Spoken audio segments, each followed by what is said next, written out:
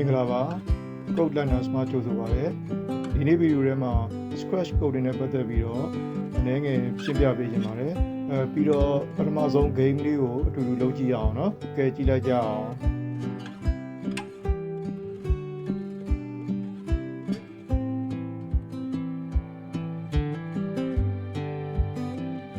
Scratch ဆိုတာဘာလဲဆိုတော့ coding ကိုစတင်လေ့လာမယ်လူငယ်တွေကလေးတွေအတွက် American နိုင်ငံက MIT လို့ခေါ်တဲ့ Massachusetts Institute of Technology အကြောင်းအနေပြီးတော့တီထွင်ထုတ်လုပ်ထားတဲ့ coding ရေးတဲ့ software လေးပေါ့နော်သူကဘာထူးခြားလဲဆိုတော့တခြားအခုခေတ်စားနေတဲ့ C တို့ Java တို့ Python တို့programming language တွေကသူကစာကြောင်းတွေနဲ့ရေးရတာပေါ့နော်ဒီလို block လေးတွေမပါဘူးပေါ့နော်ဒါကြတော့ဒီမှာ block လေးတွေနဲ့နော်ကလေးတွေစိတ်ဝင်စားအောင်စပြီးလေ့လာမဲ့လူတွေအတွက်နော်ပို့ပြီးတော့လွယ်ကူသဘောပေါက်အောင်လို့ code လေးတွေကိုblock လေးတွေကိုအသုံးပြုပြီးတော့ရေးသားရတာဖြစ်ပါတယ်နော်ကိုလိုချင်တဲ့ code လေးတွေကိုရေးသားရတာဖြစ်ပါတယ်နောက်ပြီးတော့ Scratch software ရဲ့ user interface ပေါ့နော်တွင်ပြင်လက္ခဏာလေးတွေကိုကြည့်အောင်ဘယ်နေရာမှာဘာတွေရှိလဲပေါ့နော်အဲ့လေးကိုကြည့်အောင် Okay အဲ့တော့ Scratch software ကိုစပြီးတော့ဝင်လိုက်ပြီဆိုရင်ဒီလိုပုံစံမြင်ရပါလိမ့်မယ် Okay အဲ့ဒီမှာအပေါ်ကဒီမှာ file တို့ edit เนาะ file ဆိုတော့ဒီမှာ new project new ကိုခေါ်မယ်ဆိုရင်เนาะ file တွေကနေသွားရပါလိမ့်မယ် Okay နောက်ပြီးတော့ကိုလုပ်ထားတဲ့เนาะ game တွေကိုလုပ်ထားတဲ့ program လေးတွေကိုသိမ်းရင်save เนาะဒါကတော့ပြန်ခေါ်တာပေါ့ကိုလုပ်ထားတဲ့ game လေးတွေprogram လေးတွေကိုပြန်ခေါ်ရင်ဒီ load ကနေပြန်ခေါ်ရပါလိမ့်မယ် Okay ဒီဘက်ဆိုတော့ဒီနေရာကိုကြည့်အောင်ဒါကတော့နော် code block လေးကိုခေါ်တဲ့နေရာပါနော်ဥပမာအပြာဆိုရင် motion နော်လှုပ်ရှားမှုနဲ့ပတ်သက်တဲ့ block လေး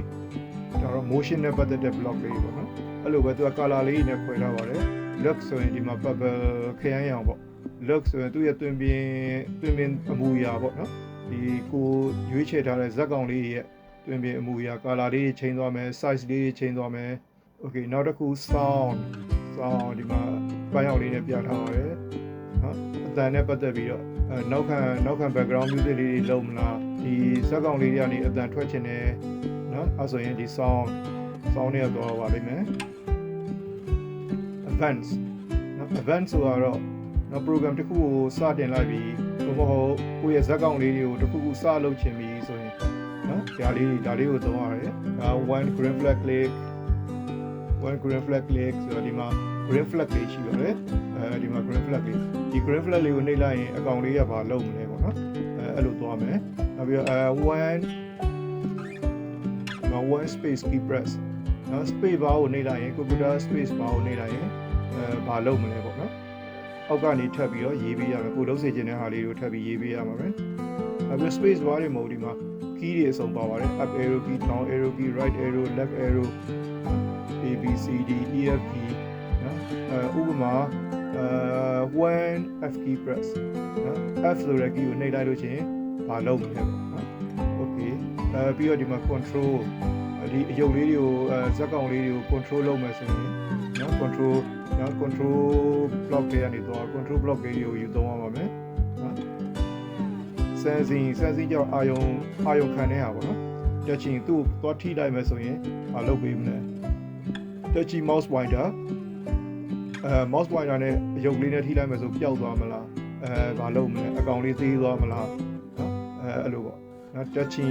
color ဒီ color လေးနဲ့ထိရင်ဘာဖြစ်မလဲသူကတော့အာရုံခံနေတာပေါ့နော် sensing operators ဒါကြတော့ mathematical operators တွေပေါ့အပေါင်းအနှုတ်အမြောက်အစားနော်စတာတွေပေါ့နော်အကြီးစင်ငယ်လိုက် okay နောက်ဆုံးမှာokay variables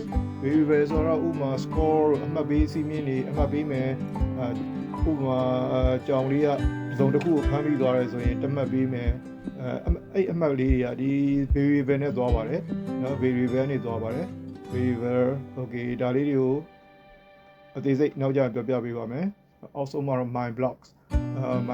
ကတော့ function နဲ့ပတ်သက်တဲ့နေရာပေါ့နော်နောက်ပိုင်းကျရင်အသေးစိတ်နော် function နဲ့ပတ်သက်ပြီးအသေးစိတ်ပြောသွားပါမယ်ဒါတော့ block လေးစီတာ block လေးယူသုံးရတာပေါ့နော်ဒီဘက်က color နဲ့motion ဆိုရင်ဒီမှာ motion block လေးပြောင်းသွားမယ် looks ခေါ်ရင် looks block လေးပြောင်းသွားမယ်okay ဒီနေရာကိုတော့အဖြူဘက်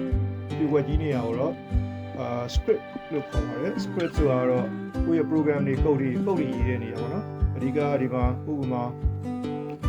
ခေါ်လာမယ်one green flag click advanced ခေါ်လာမယ်ပြီးရင် go to random position အလံအစိမ်းလေးကိုနှိပ်လိုက်ဆိုရှင်နော်ကြောင်လေးက random position ကြိုက်တဲ့နေရာကိုသွားပါနော်သူအဆင်ပြေတဲ့နေရာ random သွားပါလို့ပြောတယ်နှိပ်ကြည့်လိုက်မယ်သွားပြီနောက်တစ်ခါနှိပ်မယ်သွားပြီနောက်တစ်ခါသူကြိုက်တဲ့နေရာကို random နော်သွားတာပေါ့နော် okay အဲ့တော့ဒီနေရာကတော့ script ကိုယ့်ရဲ့ code လေးရေးတဲ့နေရာပေါ့နော်ပြီးတော့ဒီနေရာကို stage လို့ခေါ်ပါတယ်ကိုယ့်ရဲ့ဇာတ်ကောင်လေးတွေနော်အယုတ်လေးတွေဒီနေရာမှာသူဘယ်လိုတင်ဆက်ကပြအသုံးတော်ခံလဲပေါ့နော်သူရဲ့လှုပ်ရှားမှုလေးတွေကိုဒီမှာအကုန်မြင်ရပါတယ်နော်ကိုရေးထားတဲ့ code အတိုင်းပေါ့ဒီနေရာလေးကတော့ကိုယ့်ရဲ့ဇာတ်ကောင်လေးတွေပေါ့နော်အဲ့ဒီဇာတ်ကောင်လေးကိုဒီမှာဘယ်လိုခေါ်လဲဆိုတော့ sprite လို့ခေါ်တယ်sprite လေးတွေရဲ့ကိုခေါ်ထားတဲ့ sprite လေးကဒီမှာရှိနေပါလိမ့်မယ်အသစ်ခေါ်ခြင်းလဲဆိုရင်ဒီမှာဒါဆိုရင်ဒီတည်းကဇက်ကောင်เนาะအမျိုးမျိုးเนาะ sprite အမျိုးမျိုး banana ယူမလား balloon ယူမလား bear ယူမလားเนาะအစုံဒီမှာအစုံရှိပါတယ်เนาะ back နဲ့ပြန်ပြန်မယ်ခေါ်လိုက်တဲ့ sprite ကဒီထဲမှာရောက်နေတယ်ဥပမာ ball လေးကိုခေါ်လိုက်မယ်ဒီမှာ ball လေးရဲ့ကြောင်လေးရဲ့နှစ်ခုဖြစ်သွားတယ်နောက်ဒီဘက်ဆုံးတစ်ခုကတော့ဒါတော့ backdrop ဆိုတာဆင်ရဲ့နောက်ခံမြင်ဝင်နောက်ခံကားချက်ပေါ့နော်နောက်ခံကားချက် okay နှိပ်လိုက်မယ်ဒီမှာကြိုက်တဲ့နောက်ခံကားချက်နောက်ခံပကြီးကားနော်ရွေးလို့ရပါတယ်ဥမာခန္ဓာရပုံဒါဆိုရင် backdrop တစ်မျိုးပြောင်းသွားပါပြီဒါဆိုရင်တော့ scratch software ရဲ့ဘယ်နေရာမှာဘာသုံးရမလဲဆိုတာကိုအကြမ်းဖျင်းတော့နော်သိတော့ပြီထင်ပါတယ်ကဲအခုပထမဆုံး game လေးအလွယ်ဆုံး game လေးကိုလုပ်ကြည့်ရအောင်အရင်ဆုံးbackdrop လေးကိုပြောင်းလိုက်ပါမယ် stage ရဲ့ backdrop လေးကိုပြောင်းလိုက်မယ်ရှင်းလေးပေါ့နော်ရှင်းလေး blue sky okay ယူလိုက်မယ် blue sky လေးပဲယူလိုက်မယ်ကဲဒီကြောင်လေးကိုမြားလေးနဲ့ထိလိုက်တာနဲ့ဒီကြောင်လေးကပျောက်သွားမယ်ပြီးရင်10စက္ကန့်လောက်စောက်ပြီးတော့ပြန်ပေါ်လာမယ်မြားလေးနဲ့ထိရင်ပြန်ပျောက်သွားမယ်အဲ့ဒါလေးကိုလုပ်ကြည့်အောင်နော်ဟုတ်ပြီအရင်ဆုံးနော်ဒီ green flag လေးကိုခေါ်လိုက်green flag နဲ့ကြိုက်တာနဲ့သူကအသက်ဝင်ပေါ့နော်စပြီးအသက်ဝင်ပေါ့ green flag နှိပ်လိုက်မယ် green flag လေးကိုခေါ်လိုက်မယ် when green flag click advance ရပါ green flag click okay အဲ့ဒါပြီးရင်မလုပ်မယ်သူကထိလိုက်တိုင်းခဏနော်ခဏပျောက်နေရမှာထိလိုက်တိုင်းပျောက်နေရမှာတစ်ခါတည်းပျောက်မှာမဟုတ်တော့ခဏပျောက်နေရမှာ okay အဲ့ဒီအတွက် forever နော်အမြဲတမ်းခဏ green flag နှိပ်လိုက်ပြီးတော့ stop ကိုမနှိပ်မချင်းနော်သူက forever ခဏပျောက်ပြီနော် green flag ရဲ့ stop ရပါပါတယ် stop ကတော့ဒီ program ကိုရက်လိုက်တာပေါ့နော် okay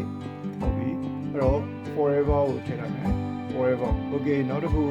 ဒီ if then ဆိုတဲ့နော် block လေးကိုယူသုံးအောင်နော် if then ဆိုတာဘာလဲဆိုတော့if you are hungry then okay eat something if မင်းဘိုက်စားနေပြီဆိုရင် then တခုစားပါအဲ့လိုသဘောမျိုးပေါ့ okay ဘယ်လိုသုံးမလဲကြည့်အောင် if ကိုဒီထဲထည့်လိုက်မယ် if ဟုတ်ပြီပြီးရင် sensing ရဲ့ touching mouse pointer block လေးကိုယူလိုက်မယ် okay touching mouse pointer ဆိုဒီမှာ if နောက်မှာထည့်လိုက်မယ် if touching mouse pointer နဲ့ထိလိုက်လို့ရှိရင်လို့ပြောနော် then ဘာဖြစ်မလဲတခုဒီမှာထပ်ထည့်ရမယ် if touching mouse pointer then hide နော် okay hide ကဒီမှာ looks ထဲမှာရှိရယ် looks ထဲကဒီမှာ show height okay height လေးကိုယူမယ်ဒီကိုထည့်လိုက်မယ်ဟုတ်ပြီဒါဆိုရင် forever နော် forever အမြဲတမ်းလုပ်ပေးပါနော် stop နေမချင်းလုပ်ပေးပါမလုပ်မလဲ if touching mouse pointer လို့ထိလိုက်လို့ရှိရင် height နော်ဖြောက်ပေးပါပုံပေးပါကြောင်လေးကိုပျောက်သွားပေးပါ okay ဟုတ်ပြီအဲ့တော့အဲ့ဒီနောက်ကိုခဏလေးစောင့်အောင်နော်10စက္ကန့်သို့မဟုတ်20စက္ကန့်နော်အဲ့ကြတော့စောင့်ခိုင်းတာဒီ control ထဲမှာရှိပါတယ် control တွေက wait ကိုလိုချင်တော့ထားလို့ရပါတယ် for example wait 3 seconds ဒီမှာတော့1 second ပဲထားလိုက်မယ်1 second wait 1 second and then show ပေါ့နော် show ဆိုတော့ looks again okay looks မှာရှိပါတယ် show လေးကိုယူပြီးတော့ weight အောက်မှာထည့်ပါတယ်ကဲအကြရင်ကြည့်ရအောင်ဒီမှာ graph လေးကိုနှိပ်လိုက်ပြီ graph လေးကိုနှိပ်လိုက်ပြီဆိုတော့ဒါဒီ program ကနော်ကိုရေးထားတဲ့ code လေးကစပြီးတော့အသက်ဝင်လာပါပြီကြည့်လိုက်မယ်အကြောင်းလေးကိုထိလိုက်မြားလေးနဲ့ထိလိုက်တာနဲ့ပျောက်သွားလိုက်မယ်ပျောက်သွားဟုတ်ပြီပေါ်လာပြီမြားနဲ့မထိသေးလို့ထိရင်ပြန်ပျောက်သွားမယ်မြားလေးကိုဖယ်ထားလိုက်โอเคအဲ့ဆိုပြန်ပေါ်လာပြီဟုတ်ပြီအဲ့မှာတစ်ခုသိရမှာဒီမှာ coding line နေနော်code ကိုယ့်ရဲ့ code တွေရှိတယ်အဲ့ဒါကအပေါ်ကနေအောက်ကိုတစ် line ပြီးတစ် line အလုပ်လုပ်ပါတယ်โอเคအဲ့ဒီအကြောင်းလေးကိုနည်းနည်းလေးပြောချင်ပါတယ်โอเค one green flag click ဟုတ်ပြီ green flag ကိုနေလိုက်တဲ့အခါမှာနော် forever ခဏခဏပြန်လုပ်ပေးပါ if touchy mouse pointer mouse နဲ့ထိရင် hide ပျောက်သွားပေးပါပျောက်သွားပြီပျောက်သွားပြီးရင်သူက wait 1 second wait 1 second ဖြစ်တဲ့1 second စောင့်မယ်ပြီးရင် show okay ဒါဒီအထက်ကအောက်ကိုကြောင်းချင်းလုပ်ပြီးတော့တာဖြစ်ပါတယ် okay show ပြီးတာနဲ့တော့အောက်မှာမရှိတော့ဘူး forever ဖြစ်တဲ့အတွက်အပေါ်ကိုပြန်တက်မယ်နောက်တစ်ခေါက်ပြန်တက်မယ် okay သူကစောင့်နေမယ်